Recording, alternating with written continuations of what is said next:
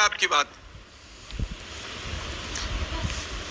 Sir मैं बहुत बेसब्री से अपनी बारी का इंतजार कर रहा था, मैंने बहुत धैर्य से सुना।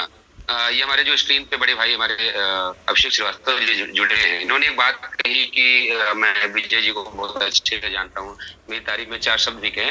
तो जहां तक मैं देख पा रहा हूँ, समझ पा रहा हूँ कि मुझे लग रहा है कि मुझसे कम से कम 4 साल 5 साल उम्र में बड़े होंगे हमारे अभिषेक जी।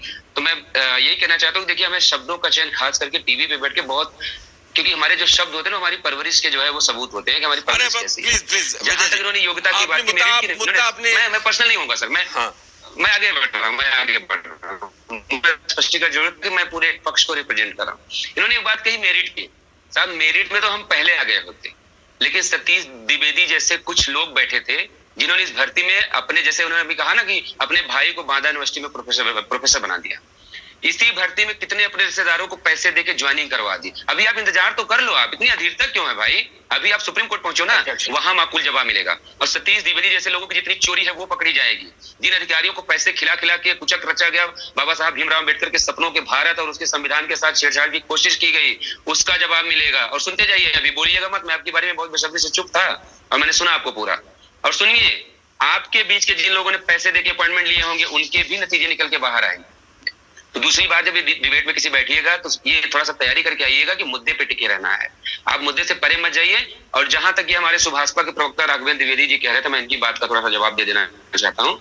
इन्होंने कहा कि सरकार इनके साथ खड़ी है, हमारी पार्टी इनके साथ खड़ी, तो मैं इनसे कहना चाहता हूँ कि भाई सरकार बहुत दिन से खड़ी है, थक गई होगी, आप भी थक गए, कुछ देर बैठ जाइए, बैठ के पानी पीजिए और कुछ विचार कीजिए और उन दुष्ट अधिकारियों को पकड़िए जिन्होंने भारत के संविधान में छेड़छाड़ करने की कोशिश की, जिन्होंने अपने आप को संविधान से ऊपर माना, जिन्होंने पिछड़े और दलितों के अधिकारों पर डकैती की। बैठ के, खड़े होने से काम नहीं चलेगा, बैठ के करिए। अभी आप कह रहे थे कि हमारे मंत्री जी ने पता नहीं कितनी बार आपकी मीटिंग करवा दी, मैं गवाह हूं इस बात का, एक बार भी मुख्यमंत्री के यहाँ हमारी मुलाकात नहीं करवाई उन्होंने। कल हो जाए वो अलग बात है, लेकिन आज तक उन्होंने कभी मीटिंग नहीं करवाई। मीडिया में मैं कई बार सुन चुका इस बात को कि वो आके कहते हैं कि मैंने 4 बार इनके प्रतिनिधिमंडल की मुलाकात करवाई, जबकि हकीकत है कि ये एक दिन का प्रूफ नहीं दे सकते।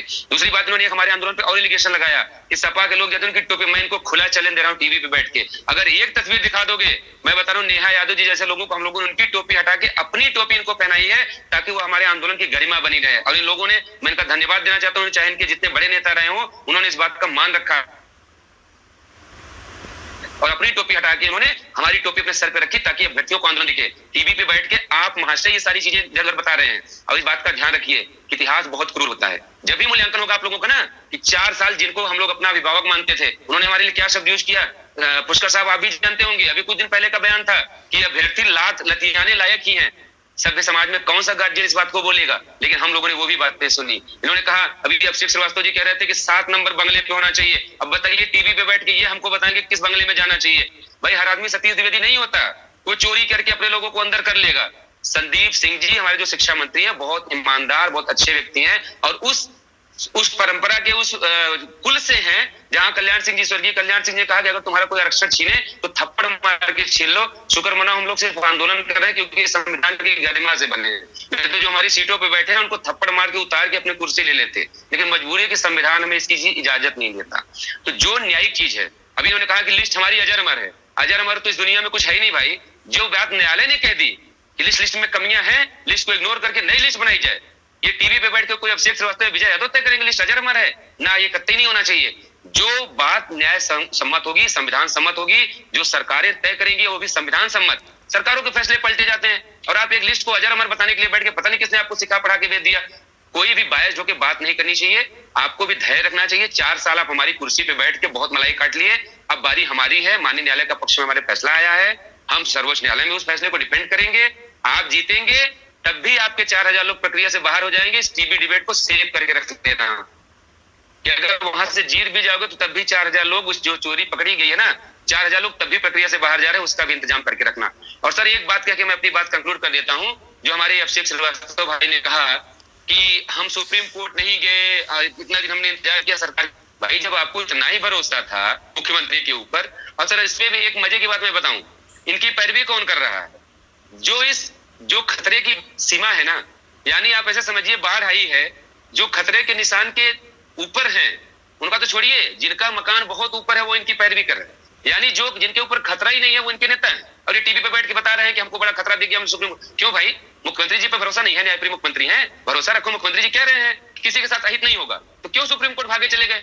इसलिए चले गए क्योंकि आपको पता है कि वहां जाएंगे तो बढ़िया मलाई मिलेगी, खूब ढेर सारा पैसा इकट्ठा हो जाएगा, और हकीकत यही है कि आपको भी सरकार के ऊपर भरोसा नहीं है। मैं ऐसी अपनी बात कंक्लूड कर देता हूँ सर, बस मुझे 30 सेकंड और चाहिए। अब रिजर्वेशन क्या है और रिलैक्सेशन क्या है, इसकी व्याख्या माननीय सर्वोच्च न्यायालय में बहुत अच्छे से हो जाएगी। और मैं देखिए एक दावा भी आपके टीवी पे बैठ के करके जा रहा हूँ, और ये हमारे बड़े भाई अभिषेक श्रीवास्तव जी के लिए है कि 1%, 99% मैं नहीं मानता कि आप वहां से कुछ जीतोगे, 1% चलो मैं देता हूं, न्यायालय का फैसला है, 1% आप जीत भी जाओगे ना, तब भी आपके 4000 लोग इस शिक्षक भर्ती प्रक्रिया से बाहर जाएंगे। इस बात को मैं पूरे दावे से टीवी पे बोल के जा रहा हूँ। डिबेट की कटिंग आप अभिषेक भाई सेव कर लेना, हम लोग आपस में एक्सचेंज कर लेंगे नंबर। दूसरी बात जो आप कह रहे हैं कि इन्होंने आंकड़े दिए, एक चीज मैं इनकी जानकारी के लिए थोड़ा सा स्पष्ट कर देना चाहता हूँ कि संविधान की जो व्यवस्था है, जो मूल भावना है, जो व्यवस्थाएं मिली हैं, उसको अभिषेक जी को भी मानना पड़ेगा, मुझे भी मानना पड़ेगा, पुष्कर चौहान साहब को भी मानना पड़ेगा, और 2 प्रवक्ता जो सम्मानित बैठे उनको भी मानना पड़ेगा। फिर ये रोना कि नहीं इनके 59,000 हो गए, 40,000 हो गए, 50,000 हो गए, साहब हमारे कुछ नहीं हुए। भाई कह रहे तो मैं भी कह सकता हूँ कि आपके मंदिर में 100 के 100 हो गए, हमारे एक भी नहीं जाने पाते। सचिवालय में आपके 100% लोग हैं, हमारे नहीं जाने पाते। ये सब बातें बहुत बचकानी हो जाएंगी, मैं इस पे नहीं जाना चाहता। हम लोग शिक्षक हैं, हमारी दिशा जो है समाज को आगे ले जाने की है, ना कि किसी इस विमर्श में पढ़ने की है। मेरा ये मानना है कि सुप्रीम कोर्ट का जो दावा है, उनका अपना दावा है, मेरा अपना दावा है, लेकिन मैं अब भी थोड़ा सा बड़ा दिल दिखा के कहना चाहता हूं कि हमारे जो सुभाषपा के प्रवक्ता हैं, अगर सरकार तक ये बात पहुंचा पाए तो इस बात को पहुंचाएं कि जो मामला सर्वोच्च न्यायालय से डिसाइड होके आएगा उसमें कोई ना कोई एक पक्ष तो मारा जाए। ऐसा है नहीं जो अभी सरकार कह रही ना कि हम इनके साथ खड़े हैं, इनके साथ खड़े हैं, इनके साथ खड़े हैं, इनके साथ खड़े हैं। ये सुप्रीम कोर्ट के आदेश के बाद तो नहीं चलने वाला। या तो इनके 4000 लोग आएंगे या तो हमारे 10,000 लोग आएंगे, इनके 4000 जाएंगे या तो हमारे 10,000 जाएंगे। जाना तो तय है क्योंकि मामला सर्वोच्च न्यायालय में है। मैं भी अभिषेक भाई से यही कहूंगा कि बेहतर यह है कि आपसी लड़ाई में जो तीसरा सरकार का फायदा हो, विपक्ष का फायदा, उससे बेहतर है दबाव इस बात का बनाइए कि सोमवार को सुप्रीम कोर्ट जब सरकार आए तो उसके पास एक स्पष्ट नीति हो कि इस नीति से हम अभिषेक श्रीवास्तव की नौकरी बचाएंगे, इस नीति के माध्यम से विजय यादव जैसे लोगों को नौकरी देंगे। अगर इस पे हम लोग विमर्श करेंगे तो ये दोनों के लिए बेहतर है, नहीं तो नुकसान दोनों पक्षों का है।